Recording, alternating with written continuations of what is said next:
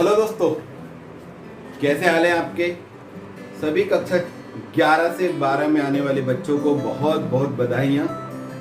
इस बार corona virus की महामारी से सब लोग परेशान हैं, लेकिन एक फ़ायदा उन बच्चों को ज़रूर हो गया है जिन लोगों की अच्छी परफॉर्मेंस कक्षा 11 में नहीं थी, लेकिन वो फिर भी सरकार के आदेश के अनुसार कक्षा 12 में आ गए हैं। तो सभी बच्चे पास करके अलग अलग कक्षाओं में चले गए हैं।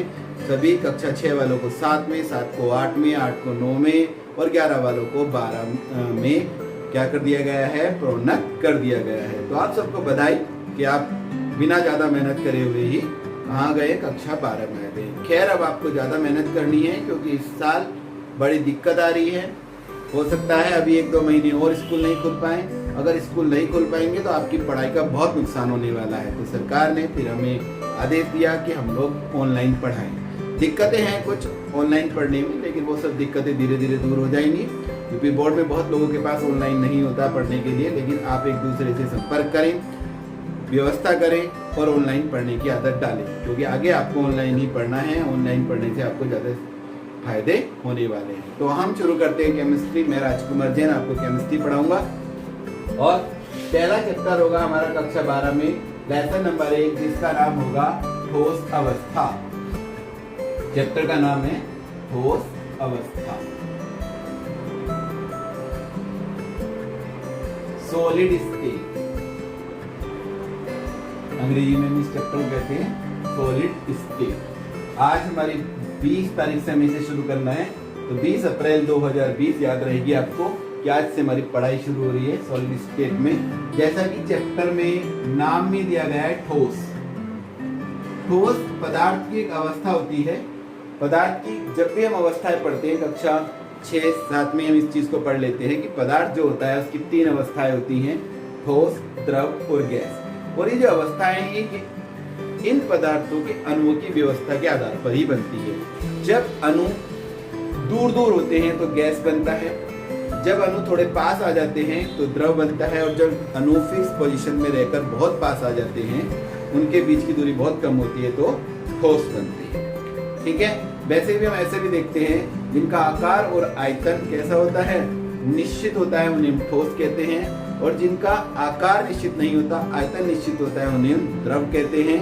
और जिनका आकार और आयतन दोनों निश्चित नहीं होते, उन्हें हम गैस कहते हैं। तो हम यहाँ शुरू करेंगे ठोस पदार्थ क्या है। ठोस की बात करें तो अंग्रेजी में हम इसे कहेंगे सॉलिड। वे पदार्थ जो दृढ़ होते हैं, दृढ़, टाइट, इनकम्प्रेसिबल। इनकम्प्रेसिबल का मतलब जिन्हें दबाया नहीं जा सके, हम इसे असंपीड्य भी कहेंगे। तो वे पदार्थ जो दृढ़ होते हैं, जिनका आकार व आयतन निश्चित होता है,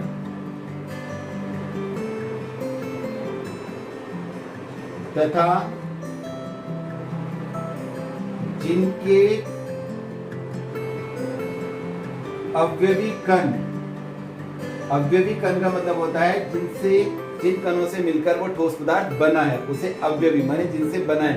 ऐसे पार्ट, कॉन्स्टिट्यूएंट पार्टिकल, जिनके अवयवी कण एक निश्चित पैटर्न में व्यवस्थित रहते हैं,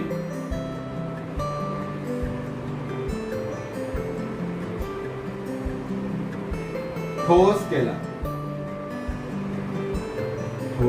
कहलाते हैं। जैसे बात करें हम ठोस की, सभी धातु,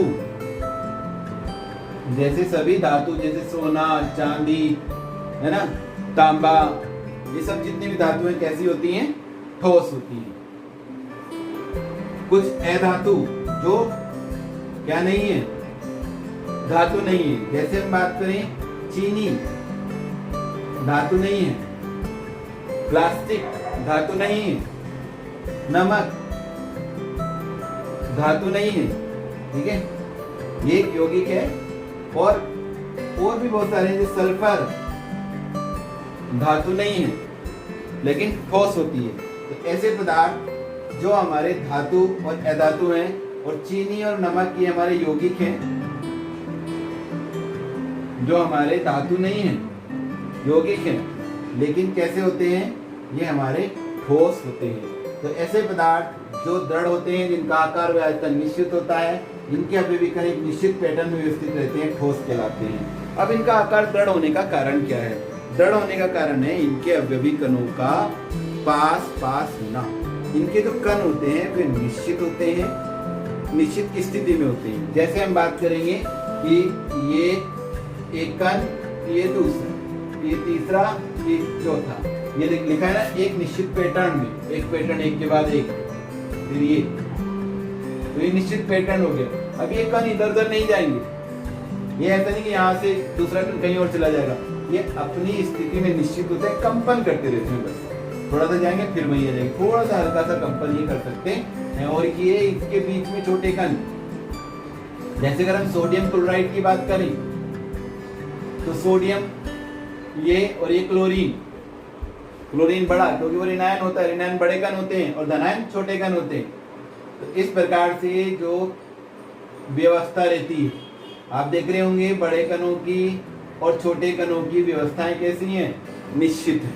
तो ऐसे पदार्थ हमारे क्या कहलाते हैं, ठोस कहलाते हैं। ठीक है, अब ठोस कितने प्रकार के होती हैं? ठोस का जो मेन प्रकार है, तो ठोस के प्रकार पढ़ने से पहले हम एक बात को थोड़ा समझ लें कि ठोस के गुण क्या होते हैं। तो हम लिखेंगे ठोस के गुण।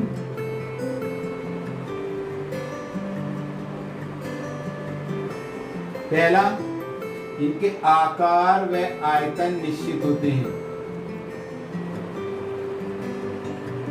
ये आपने समझ लिया कि इनका आकार निश्चित क्यों है, आयतन निश्चित क्यों है। दूसरा, इनके गलनांक भी निश्चित होते हैं।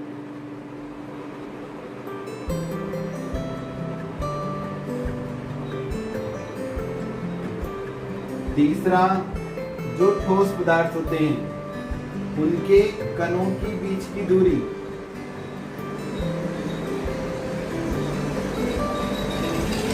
कणों के बीच की दूरी कम होती है। चौथा, इनके कण निश्चित स्थिति में रहते हैं, यानी इधर उधर नहीं दौड़ते, इधर उधर गति नहीं, निश्चित स्थिति में रहते हैं तथा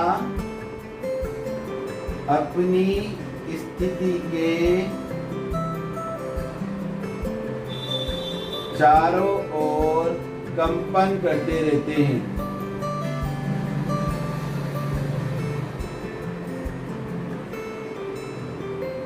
और इनके घनत्व अधिक होती है।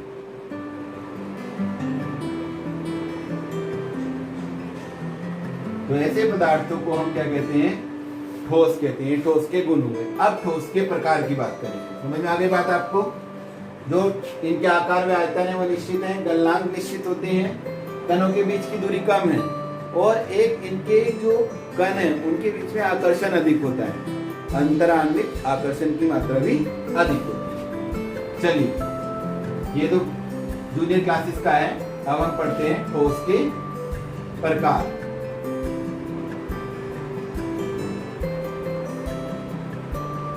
ठोस के प्रकार में ये जो हम प्रकार पढ़ रहे हैं, जो ठोस का वर्गीकरण पढ़ रहे हैं, ये ठोस का वर्गीकरण कणों की व्यवस्था के आधार पर है कि कण की व्यवस्था किस प्रकार से है। तो कणों की व्यवस्था के आधार पर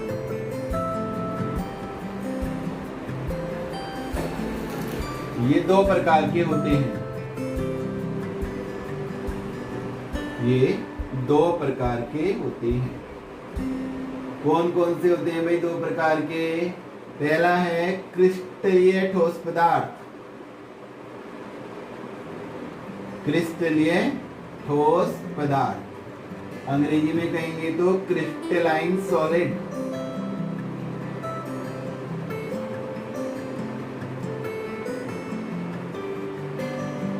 ये वे पदार्थ हैं जिनके कणों की व्यवस्था के आधार पर ना, जिसके कणों की व्यवस्था दीर्घपरासी होती है। इतना ही हम याद रखें फिलहाल इसकी परिभाषा में, दीर्घपरासी होती है। क्रिस्टलीय ठोस पदार्थ कहलाते हैं। जैसे दीर्घपरासी का मतलब एक, ये देखिए आप, ये निश्चित पैटर्न लंबा दीर्घ चले, लॉन्ग रेंज ऑर्डर में चलता रहे ऐसे ही, ये एक के बाद एक ऐसे बिल्कुल सेम पैटर्न एक के बाद एक जा रहा है, तो दीर्घपरासी होती है, उन्हें हम क्रिस्टलीय ठोस पदार्थ कहते हैं। दूसरे नंबर का हमारा पदार्थ है अक्रिस्टलीय ठोस पदार्थ, नॉन क्रिस्टलाइन भी कहेंगे, नहीं तो इसका दूसरा नाम होता है अमोर्फस सॉलिड। इंग्लिश में इन्हें अमोर्फस सॉलिड कहते हैं। तो चूंकि वर्गीकरण कणों की व्यवस्था के आधार पर है, तो जिनके कणों की व्यवस्था लघु परासी होती है, सिंगल लाइन में बस डेफिनेशन, दीर्घ परासी होती है क्रिस्टलीय ठोस पदार्थ कहते हैं, लघु परासी होती है तो अक्रिस्टलीय ठोस पदार्थ कहलाती है। जो अक्रिस्टलीय ठोस पदार्थ हैं उनके उदाहरण हैं आपके कांच, रबर, प्लास्टिक आदि, ये अक्रिस्टलीय ठोस पदार्थ हैं। इनकी व्यवस्था लघु परासी कैसे होती है, जैसे ये एक, दो, फिर इसके नीचे एक, अब अगला जो कण आ रहा है वो यहाँ आ गया मान लीजिए, ठीक है, एक ही आया, फिर दूसरा आ गया, ये तीन आ गए एक साथ, एक आ गया, दो आ गए, तीन आ गया, एक आ गया, दो आ गए, ये देखिए ये लॉन्ग, जो इसकी पैटर्न था वो लंबा नहीं चला, थोड़ी देर में बिगड़ गया, वो कुछ कण कहीं चले गए, कुछ कण कहीं चले गए। अगर बीच के हम छोटे छोटे कण भी देखें जो इनके बीच में रहते हैं, वे भी कोई कहीं कोई कहीं,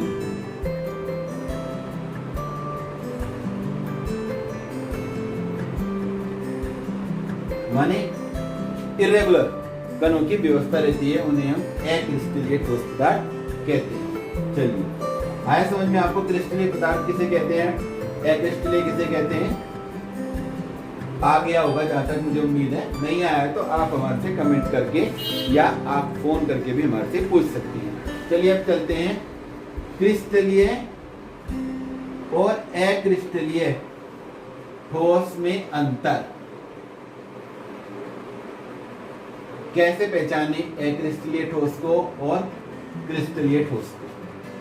पहली बात जो मैंने आपको बताई थी, निश्चित ज्यामितीय आकृति, ज्यामितीय आकृति निश्चित।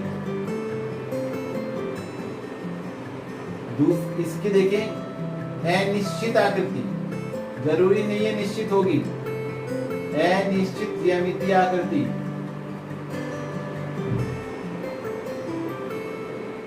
दूसरा, कणों की व्यवस्था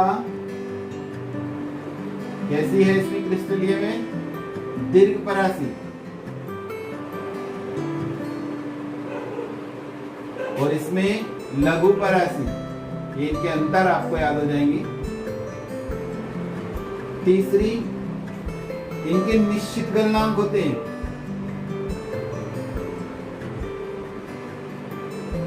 इनके गलनांक निश्चित नहीं होते, अनिश्चित गलनांक।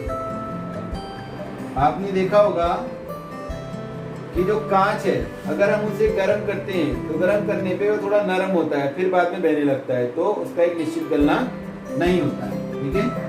चौथा है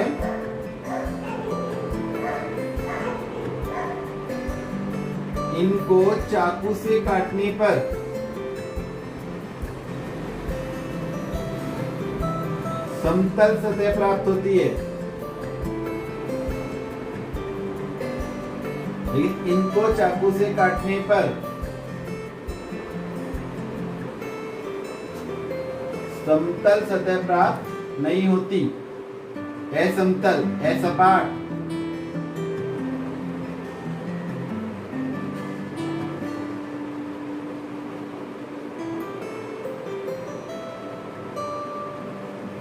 अगर हम जो ठोस पदार्थ होते हैं उन्हें अगर हम कट करते हैं तो बिल्कुल स्मूथ सरफेस आती है, और अगर अक्रिस्टलीय ठोस पदार्थ को करेंगे, जैसे अगर आप कांच को काटते हैं तो आप देखेंगे उसकी सरफेस पे हाथ फेर के देखिए इस प्रकार से, तो आपको चिकनापन नहीं मिलेगा, वो हल्की सी खुरदुरी मिलती है। कारण जो कणों का आकार है वो इरेगुलर रहता है, तो थोड़े थोड़े कण जो ऊपर नीचे रहते हैं वो उसी तरह से उसकी खुरदुरी सतह बना देते हैं। पांचवा एक विशेष गुण है, ये विषमदैशिक है और ये समदैशिक है।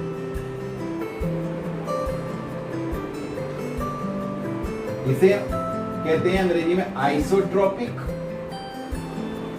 और इसे हम कहते हैं एनाइसोट्रोपिक।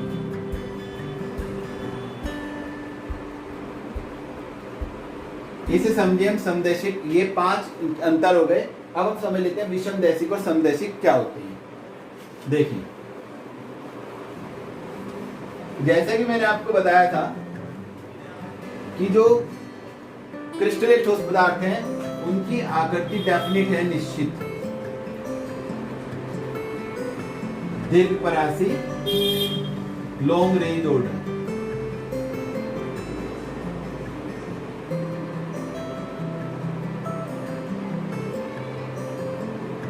और अगर हम इसकी बात करें एक्रिस्टलीय की,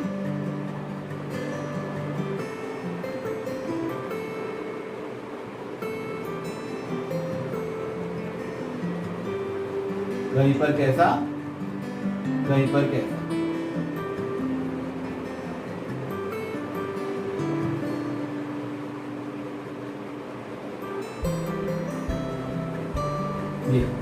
ये क्रिस्टलीय और ये एक्रिस्टलीय। फिलहाल हम यहां बात कर रहे हैं विषमदैशिक और समदैशिक की। तो कुछ भौतिक गुण होते हैं जैसे ऊष्मीय प्रसार,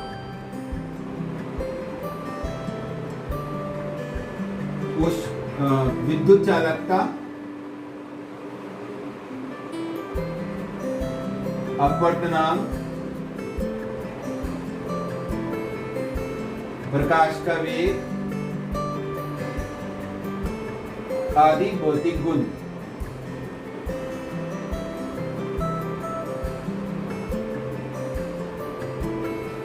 आदि भौतिक गुण का जब हम क्रिस्टलीय ठोस पदार्थों के लिए मापन करते हैं तो हम देखते हैं आदि भौतिक गुण क्रिस्टलीय पदार्थों में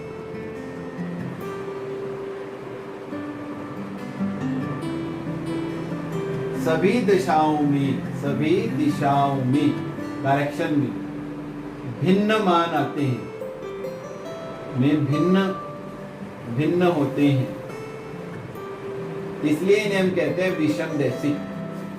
क्योंकि अगर हम बात करें प्रकाश का वेग की बात कर लेते हैं हम, तो अगर प्रकाश हमारा इस तरह से निकला तो आप देख रहे होंगे बिल्कुल सीधा निकल गया, जिसमें कोई भी बाधा नहीं आई, तो प्रकाश का वेग ज्यादा होगा। लेकिन अगर यहाँ से निकलेगा तो ये छोटे छोटे कण इसके रास्ते में आए, तो अब इसका मान, अगर इसका a है तो इसका मान यहाँ b आ जाएगा, अगर इसका x है तो इसका y आ जाएगा। अगर हम यहाँ से निकालेंगे तो ये बड़े कण है तो c आ जाएगा, ऐसे जाएगा तो अलग आएगा। माने जितनी भी डायरेक्शन में हम इसकी ऊष्मीय प्रसार की वैल्यू ज्ञात करें, विद्युत चालकता के मान ज्ञात करें, अपवर्तनांक ज्ञात करें, और भी भौतिक गुण हैं, अगर उनका मापन करते हैं तो क्रिस्टलीय पदार्थों में वह भिन्न भिन्न आता है। इसलिए भिन्न का मतलब होता है विषम, अलग अलग। विषम दैशिक माने दिशाओं में। जब भौतिक गुणों का मापन सभी दिशाओं में भिन्न भिन्न हो तो उसे विषम दैशिक कहते हैं, और ऐसे पदार्थ क्रिस्टलीय पदार्थ कहलाते हैं। इसमें अगर हम देखेंगे तो वो कहीं को भी निकालेंगे आप, तो आप देखेंगे कोई सी भी दिशा में अगर हम जाएंगे तो हम देख रहे हैं कि हर दिशा में ऑब्स्ट्रक्शंस हैं, माने बाधाएं हैं, क्योंकि कणों की जो व्यवस्था है वो अलग अलग है, कुछ इधर को कुछ इधर को, तो वो किधर को भी निकलेंगे उनमें कणों की बाधा आएगी ही आएगी। तो इनके जो मान आएंगे वो लगभग सब में एक से ही आ जाती है, क्योंकि लगभग बराबर सी बाधाएं रहती हैं। तो चूंकि बाधाएं रहती हैं तो इसलिए सब में इनकी वैल्यू सबकी कैसी आ जाती है, लगभग समान होती है। तो ऐसे ठोस पदार्थ जिनमें ऊष्मीय प्रसार, विद्युत चालकता, अपवर्तनांक, प्रकाश का वेग आदि भौतिक गुण सभी दिशाओं में समान होती है। कैसे होते हैं? समान। तो वे पदार्थ कैसे होंगे? अक्रिस्टलीय। अक्रिस्टलीय पदार्थों में सभी दिशाओं में समान होते हैं। तो ऐसे पदार्थों को हम क्या कहेंगे? समदैशिक। तो जिनमें भौतिक गुणों का मापन सभी दिशाओं में एक सा आता है, समान आता है, वे समदैशिक होते हैं और एक्रिस्टलीय होते हैं। और जिनमें भौतिक गुणों का मापन का मान भिन्न भिन्न आता है उन्हें हम क्या कहते हैं, क्रिस्टलीय पदार्थ कहते हैं। और इस गुण को हम विषमदैशिकता या विषमदैशिक गुण कहते हैं। तो आपको समझ में आ गया होगा ये कि समदैशिक क्या है और विषमदैशिक क्या है। अक्रिस्टलीय ठोस पदार्थों के बारे में मैं आपसे 2 मिनट चर्चा और करूंगा। जो अक्रिस्टलीय ठोस पदार्थ होते हैं उनमें हम देखते हैं शॉर्ट रेंज ऑर्डर है। शॉर्ट रेंज ऑर्डर का मतलब लघु पराग। तो कुछ अवस्था में उनकी अवस्था कैसी रहती है, जैसे हमने 6 पार्टिकल ये बिल्कुल अरेंज हैं, यहाँ आके गड़बड़ हो गया, तो ये इतनी स्थिति हमारी कैसी है, इसकी नियमित पैटर्न में। आगे जाके ये बदल रहा है, तो ओवरऑल देखें तो ये हमारी पैटर्न कैसा हो गया है, हमारा इरेगुलर हो गया। लेकिन जिस हिस्से में इसकी व्यवस्था एक सी होती है उस हिस्से को हम क्रिस्टलाइट कहते हैं। क्रिस्टलाइट उतने हिस्से को। इनसे क्या होता है कि इनके गुणों में थोड़ी सी परिवर्तन आ जाते हैं। जैसे आपने देखा होगा जो पुरानी इमारतें होती हैं, पुरानी इमारतें जो होती हैं उनके जो खिड़कियां हैं, उनके जो खिड़कियों के शीशे हैं, उनमें जो कांच लगा है उन कांच में हम देखते हैं नीचे की ओर कुछ मोटापन आ जाता है। तो वो मोटे क्यों हो गए हैं, वो मोटे इसलिए हो गए हैं क्योंकि ये अक्रिस्टलीय पदार्थ हैं और अक्रिस्टलीय पदार्थ हमेशा छद्म ठोस होते हैं। छद्म मतलब झूठे और क्रिस्टलीय पदार्थ रियल ठोस है। तो ये जो छद्म ठोस है माने झूठे हैं, ये अतिशीतित द्रव भी कहलाते हैं। अतिशीतित द्रव, सुपर कूल्ड लिक्विड, मतलब इनके अंदर बहने का गुण होता है, बहुत कम होता है लेकिन बहने का गुण होता है। और जब पुरानी इमारतें हैं तो कांच धीरे धीरे बहकर नीचे की ओर ठहरने लगता है और नीचे का स्थान कैसा हो जाता है, मोटा हो जाता है। क्योंकि कांच एक अतिशीतित द्रव है और समय के साथ साथ उसके कण नीचे की ओर बहने लगते हैं और नीचे का हिस्सा उसका मोटा हो जाता है। तो जो अक्रिस्टलीय ठोस पदार्थ है उन्हें छद्म ठोस भी कहते हैं, अतिशीतित द्रव भी कहते हैं और सेमी सॉलिड भी कहते हैं। ये अक्रिस्टलीय ठोस पदार्थों के ही नाम हैं। कभी कभी आपने ऐसा भी देखा होगा कि कुछ कांच शुरू में बहुत बिल्कुल साफ होते हैं, ट्रांसपेरेंट, और थोड़े दिनों में वो थोड़े धुंधले से हो जाते हैं, उनमें थोड़ा सा दूधियापन आ जाता है। इसका कारण पता है, इसको हम कहते हैं एनिलीकरण। माने कांच का एकदम से, जैसे बहुत तेज गर्मी है, अब जैसे गर्म दिन है तो कांच थोड़ा सा पिघला रहता है, हल्का सा उसमें ग्लो रहता है, ठीक है, क्योंकि उसमें अतिशीतित द्रव है तो उसके कण थोड़े से, और रात होते ही ठंड हो जाती है तो वे फिर सिकुड़ने लगते हैं। तो जब सिकुड़ने लगते हैं तो उसको हम अनिलीकरण कहते हैं। कांच के पदार्थों का ठंडा होना, गर्म कांच का धीरे धीरे ठंडा हो जाना अनिलीकरण कहलाता है। इसमें जब कांच के पार्टिकल अपने नजदीक आते हैं तो ऐसे कांच थोड़े से मिल्की कलर के हो जाते हैं या दूधिया से हो जाते हैं। तो दोस्तों आज हमने आपको बताया ठोस किसे कहते हैं, क्रिस्टलीय पदार्थ किसे कहते हैं, क्रिस्टलीय पदार्थ किसे कहते हैं। इनके आपको हमने नोट्स दे दिए हैं, ये आप अपनी कॉपी में बराबर लिख लें और इन्हीं के आधार पर हमने आपको 8 क्वेश्चन भी दिए हैं। वो 8 क्वेश्चन आप करके देखें कि क्या आप उन 8 क्वेश्चन के उत्तर दे पा रहे हैं। यदि आप दे पा रहे हैं तो इसका मतलब ये है कि आपको आज हमारा पढ़ाया हुआ सब समझ में आ गया है। हम आपसे यही रिक्वेस्ट करते हैं कि कोरोना की महामारी चल रही है, आप घर में रहिए, मास्क का, जब भी अगर बाहर आप जाएं तो मास्क का इस्तेमाल करें।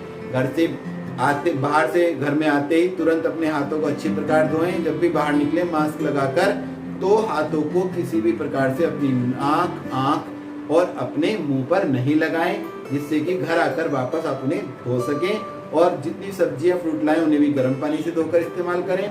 और अगर संभव हो सके तो जो कपड़े आप पहन के गए हैं उन कपड़ों को भी आप अलग उतार के रख दें बाहर से आने के बाद, क्योंकि लॉकडाउन में कोई बाहर जा नहीं रहा, मुश्किल से एक आध व्यक्ति घर से जाता भी है सामान लेने के लिए, तो उसके कपड़े उतार दें, उन्हें गर्म पानी में धो लें। सुरक्षित रहिए, घर में रहिए। Thank you.